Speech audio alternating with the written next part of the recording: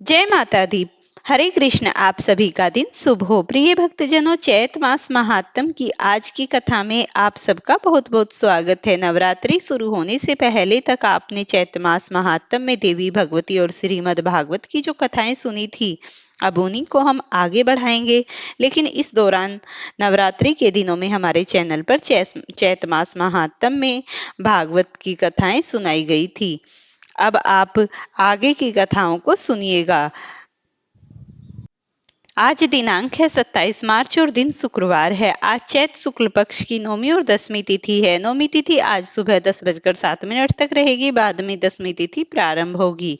और आज चैत पुनर्वसु नक्षत्र दोपहर 3:24 तक रहेगा, बाद में पुष्य नक्षत्र प्रारंभ होगा। राहु काल आज 1:30 से 12 बजे तक रहेगा।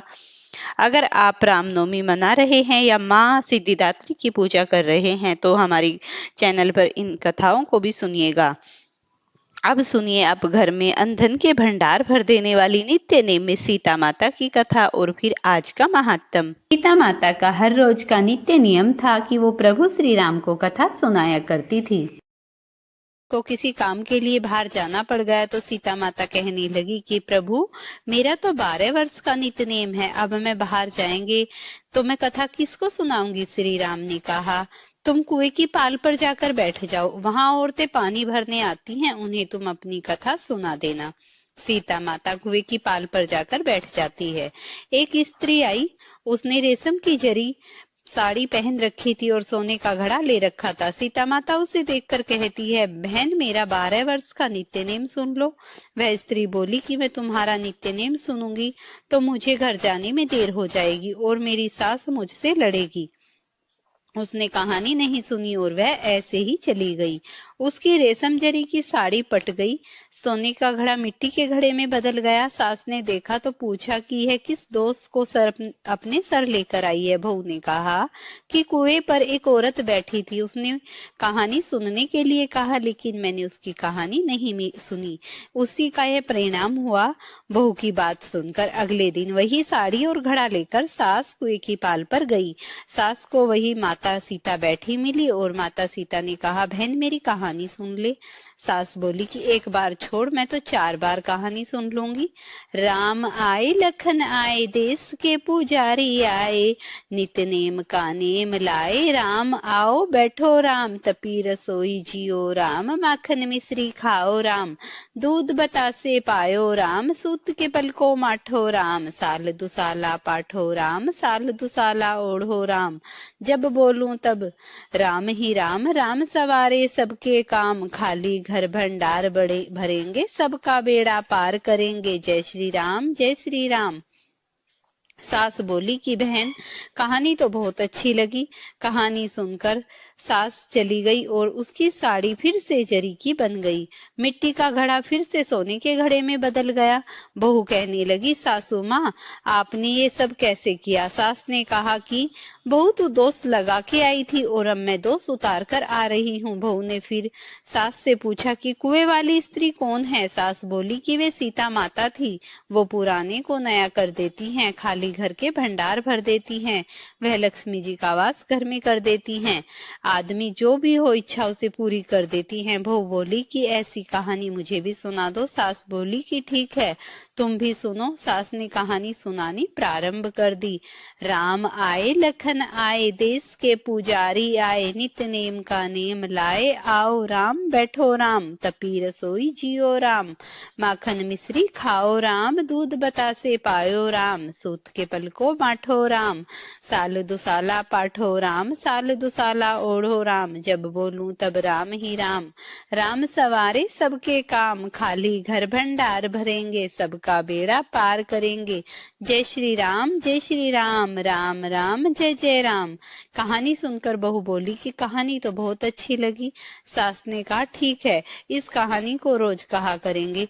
अब सास बहू रोज सवेरे उठती, नहाती धोती और पूजा करने के बाद नित्य नेम की कहानी सीता माता से कहती। एक दिन उसने यहाँ एक पड़ोसन आई और सास बोली कि बहन, जरा सी आंच दे देना, वह पड़ोसन उसकी सास को कहने लगी। वह बोली कि आज तो अभी हमने जलाई ही नहीं। पड़ोसन ने कहा, तुम तो सवेरे 4 बजे उठकर क्या कर रही हो फिर?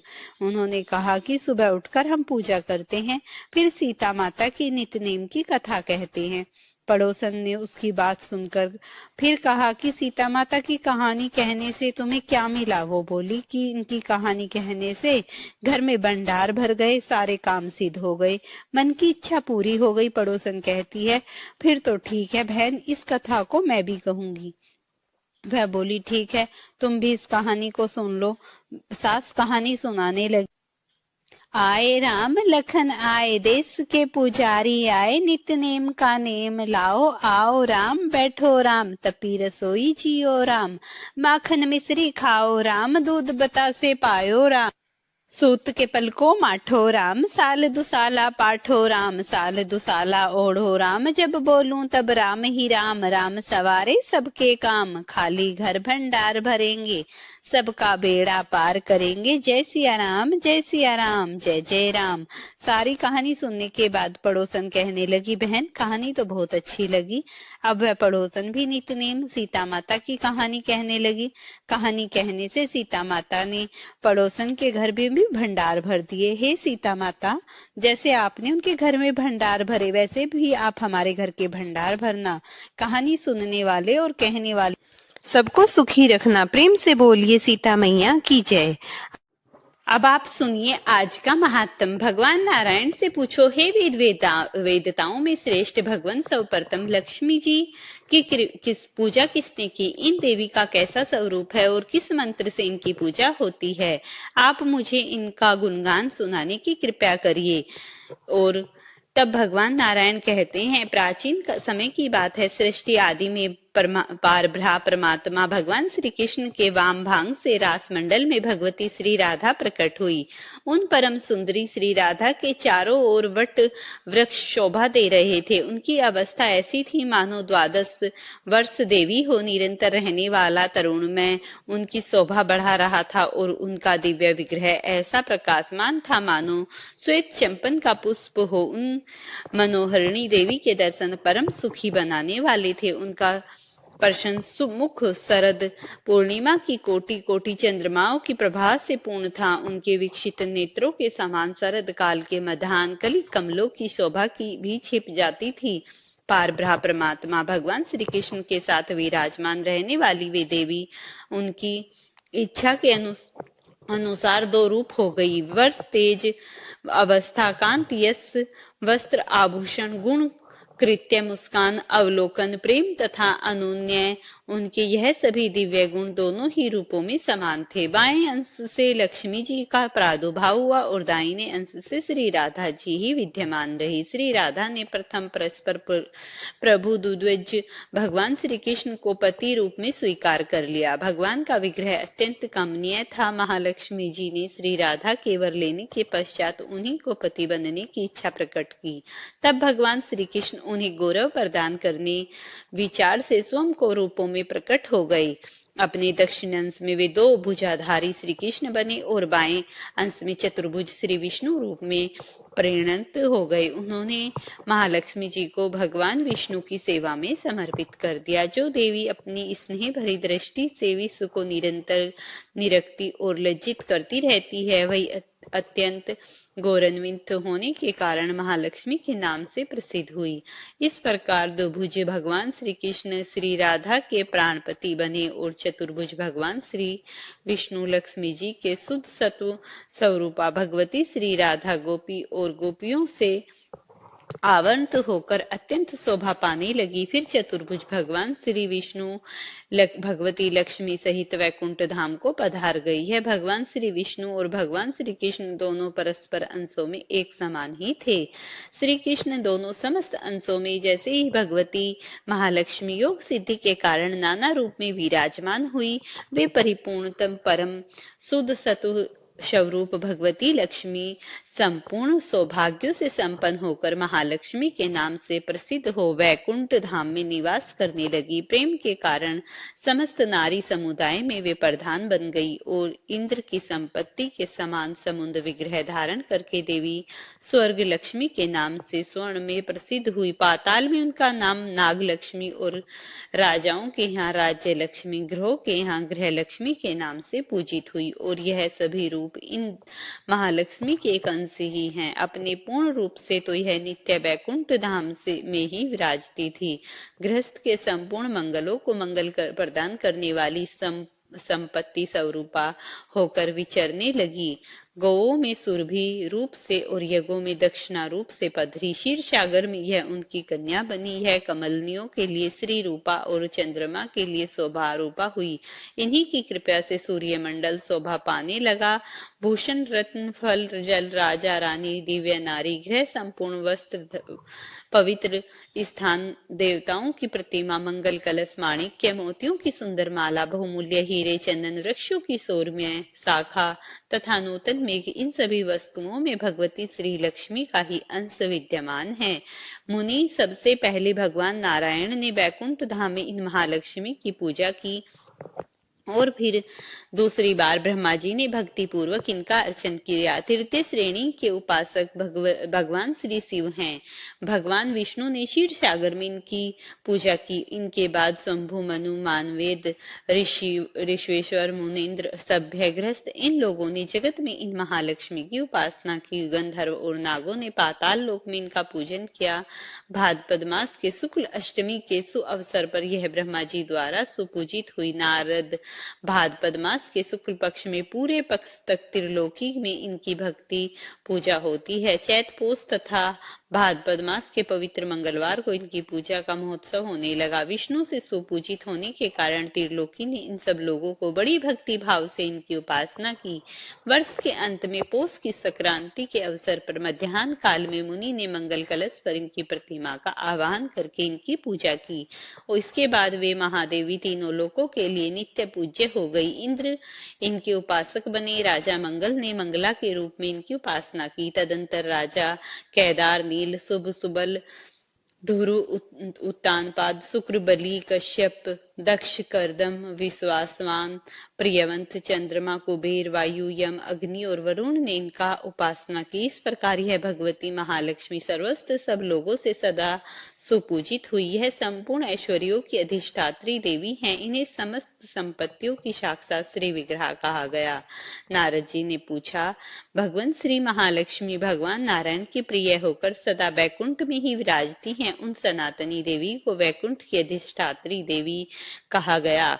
पूर्व काल में भगवान नारायण की बात सत्य करने के लिए इन देवी ने पृथ्वी पर आकर समुद्र की कन्या होने का प्रस्ताव स्वीकार किया और वो समुद्र की कन्या बनी। मुझे स्पष्ट रूप से प्रसंग सुनने से भी यह कृपया करे। तब भगवान नारायण ने कहा, नारद पूर्व समय की बात है।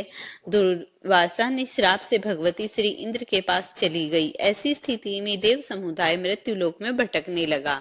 लक्ष्मी ने स्वर्ग का त्याग करके कुपित होकर दुख के साथ वैकुंठ के लिए प्रस्थान दिया। नारद वे वहां से गई और महालक्ष्मी में अपने रूप का संवर कर दिया। उस समय संपूर्ण देवताओं में शोक की सीमा नहीं रही। वे परम दुखी होकर भगवान ब्रह्मा जी की सभा में गए। वहां जाकर ब्रह्मा जी को अपना अगवा बनाया और फिर सब मिलकर वैकुंठ पधारे। वहां भगवान नारायण विराजमान थे। अत्यंत दैन्य भाव प्रकट करते हुए देवताओं ने उनकी शरण ग्रहण की। वस्तुतः देवता दुखी हुए थे। उनके वैकुंठ ओट और तालु तक सूख गए। तब पुराण पुरुष भगवान श्री हरि की आज्ञा मानकर वे सर्व संपत्ति स्वरूपा लक्ष्मी अपनी कला से समुद्र की कन्या हुई। देवताओं और दैत्यों ने मिलकर क्षीर सागर का मंथन किया था। उससे महालक्ष्मी का प्रादुर्भाव हुआ। भगवान विष्णु ने उनका साक्षात किया। इस अवसर पर इन संपन्न वंदना देवी ने देवताओं को वर दिया और क्षीर सागर में शयन करने वाले भगवान विष्णु को वरमाला अर्पण कर वे स्वयं उन्हीं के पास चली गई।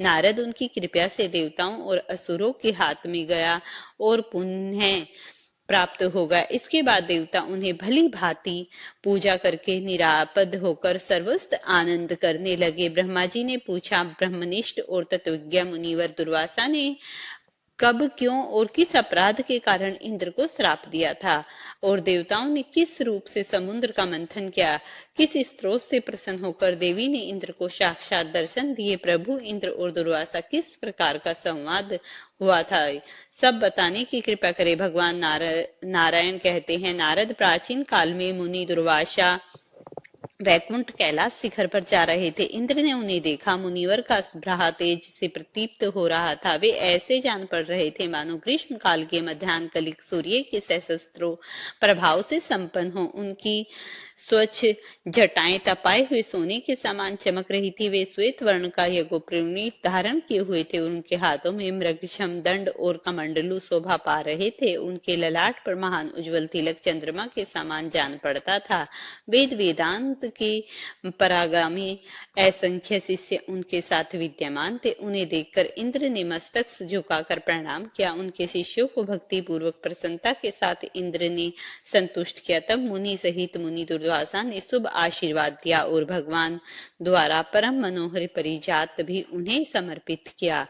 राजश्री के गर्भ से गर्वित इंद्र ने जरा मृत्यु और शोक का विनाश करने वाले मोक्षदायिनी उस पुष्य को लेकर अपने ऐरावत हाथी के मस्तक पर रख दिया। उस पुष्य का स्पर्श होते ही गुण रूप तेजोर अवस्था इन सब से संपन्न होकर ऐरावत हाथी भगवान विष्णु के समान हो गया। फिर वह इंद्र को छोड़कर घोर वन में तपस्या के लिए चला गया। प्रेम से बोलिए श्री हरि विष्णु भगवान की जय हो। प्रिय भक्तों, अगर आपको ये कथा पसंद आई हो तो इसे लाइक और शेयर करना, चैनल पर नए हैं तो चैनल को सब्सक्राइब करना।